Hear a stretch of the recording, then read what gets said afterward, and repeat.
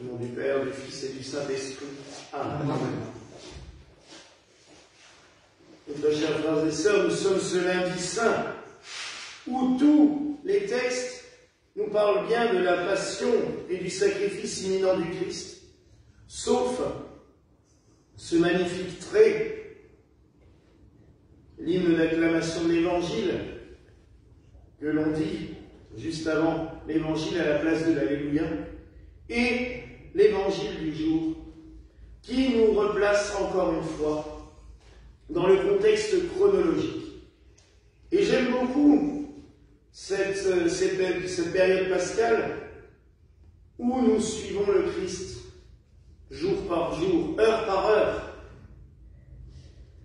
Il y a même des liturgies où le jeudi, le vendredi saint, on suit le Christ heure par heure. C'est-à-dire qu'on ne lit pas toute la passion d'un coup, mais qu'on lit les passages qui correspondent à l'heure où nous sommes. C'est assez intéressant aussi, mais pour cela, il faut donc célébrer toutes les heures de la journée.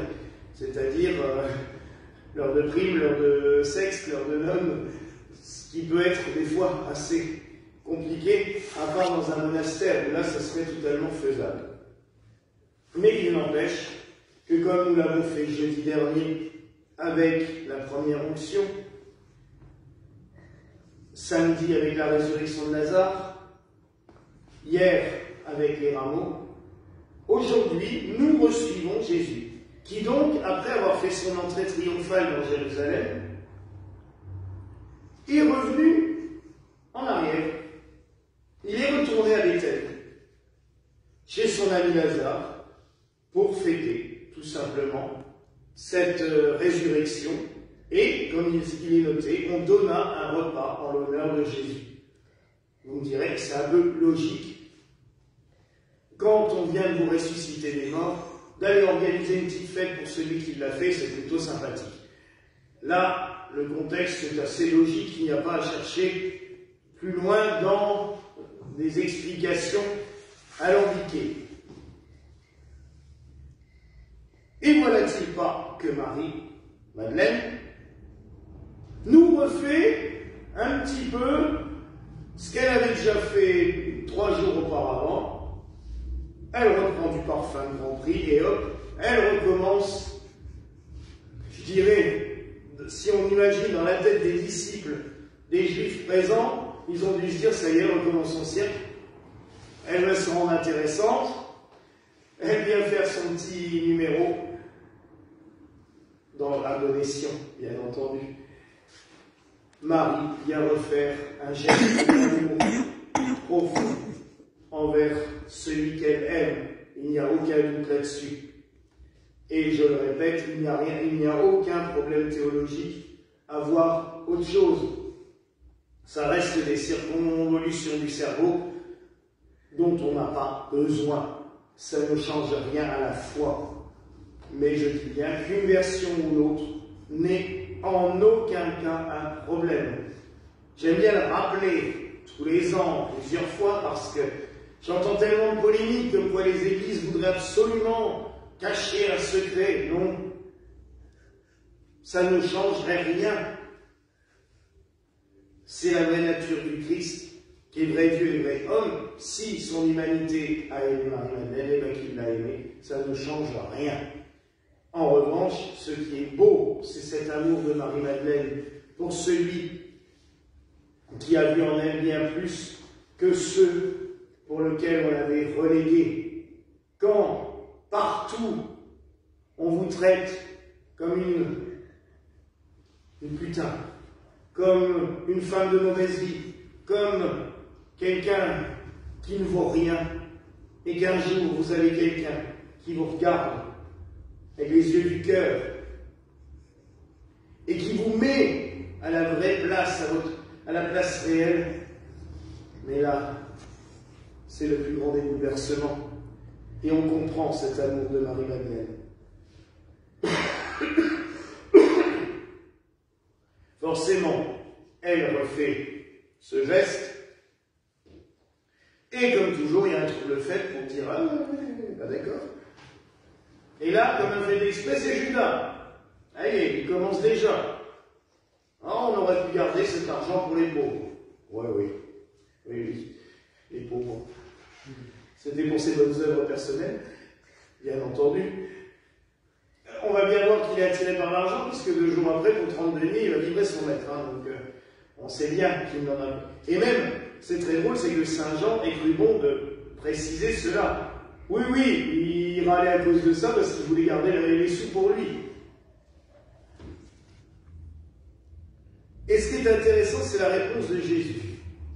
Comme je vous le disais, on peut prendre la première onction faite par Marie-Madeleine comme l'onction du Christ. Elle nous annonce celui qui est loin, loin du Seigneur, le Messie, Messia. Oui, le Christ a reçu l'onction divine. Là, le Christ nous dit que ce geste qu'elle fait là, elle prépare son ensevelissement. Elle prépare son ensevelissement.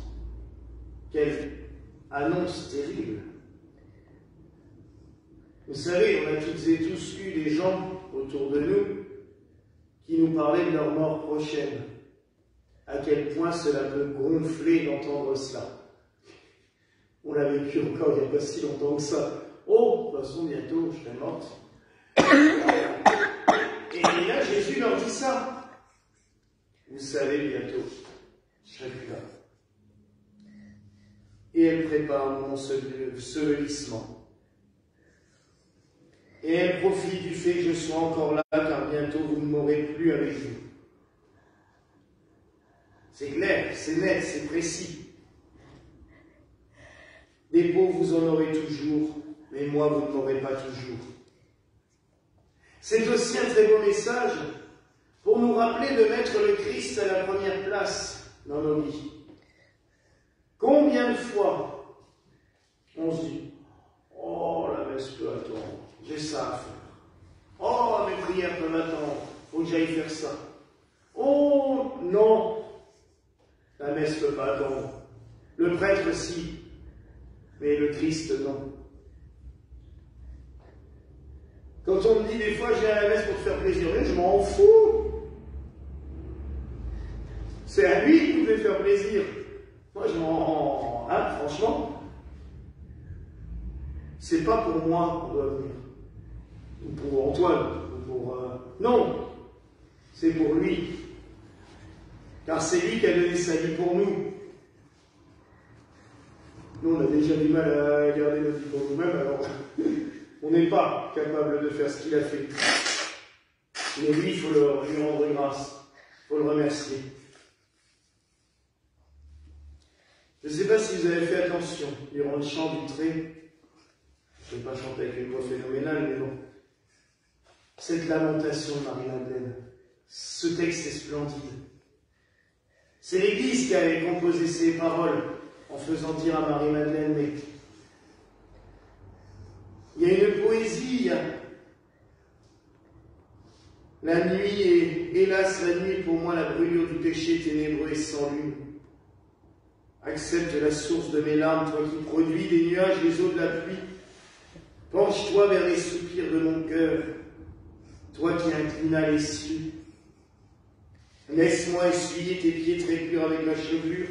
Ô sauveur des âmes, mon sauveur, ne méprise pas ta servante. Toi, infiniment riche en miséricorde pour les hommes. Et mes frères et sœurs, cette prière-là, nous pourrions la dire tous les jours. C'est sans doute un des plus beaux cris d'amour que l'on peut dire envers Jésus. Lui offrir nos difficultés, lui offrir nos faiblesses, nos maladies, et lui dire, voilà, Seigneur, accepte ce cadeau. C'est tout ce que je peux t'offrir par rapport à l'immensité de ta miséricorde, mais accepte-la. Accepte-la pour la guérison d'un tel ou d'un tel. Vous savez, mes frères et sœurs, il n'y a pas de petits cadeaux devant Jésus. Marie-Madeleine a offert un parfum de grand prix, parce qu'elle pouvait le faire. On l'a dit, c'était la famille de Béthanie, ils étaient riches. Mais chaque cadeau que nous offrons à Dieu, en fonction de ce que nous pouvons, c'est ce qu'il y a de plus beau. Je vais le raconter parce que je l'ai encore là depuis cet après-midi, et je trouve que ceux qui nous regardent vous devez en profiter aussi de cette histoire. On a reçu une petite fille cet après-midi. Elle a des gros soucis de santé. Elle a fait sa prière, on a prié avec elle, on l'a bénie. Et elle tenait absolument à ce que sa maman cherche son petit sac à main. 6 ans. Un sac à main équipé comme une grande. Elle avait tout ce qu'il lui fallait. Et elle avait son porte-monnaie. Et elle a sorti plein de petites pièces. Sa maman me dit, oh, ça c'est l'argent de ses dents. C'est vrai qu'elle a un sourire un peu d'une enfant de 6 ans. Et la petite a pris toutes ces pièces et elle est venue, elle me les a données. Alors j'ai dit, mais on va les donner à Saint-Joseph. Oui, c'est pour lui dire merci. Il n'y a pas de plus beau cadeau que ça. C'est sans doute le plus beau des cadeaux et des dons que j'ai reçus ici au Centre Miséricorde depuis 7 ans. Et il n'a pas une plus grande valeur. Et je sais à quel point le Seigneur, par l'intercession de Saint Joseph, va accueillir ce cadeau, les bras ouverts, et que la grâce va passer, et que la guérison viendra, parce qu'on ne peut pas rejeter un cadeau pareil. C'est pas possible. Et je trouve que c'est tout à fait l'image de du cadeau que Marie-Madeleine a fait devant Jésus. Marie-Madeleine, et voyez, nos cadeaux sont souvent interprétés différemment par Dieu. Lui, il voit plus loin. Marie-Madeleine a pensé offrir un cadeau de grand prix. Tout le monde y a vu une dépense complètement débile. Et Dieu, fait homme, Jésus, l'a pris comme le signe de son ensevelissement prochain et de son sacrifice pour nos vies. Voyez? Alors chaque petit geste que nous faisons vis-à-vis de Dieu, n'ayons jamais peur. Lui saura toujours quoi en faire au bon moment.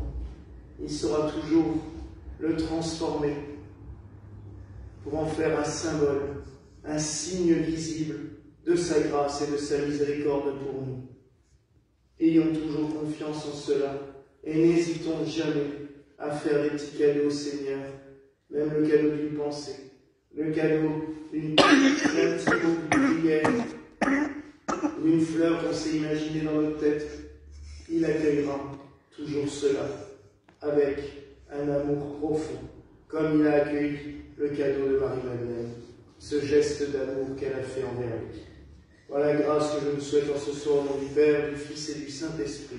Amen. Amen.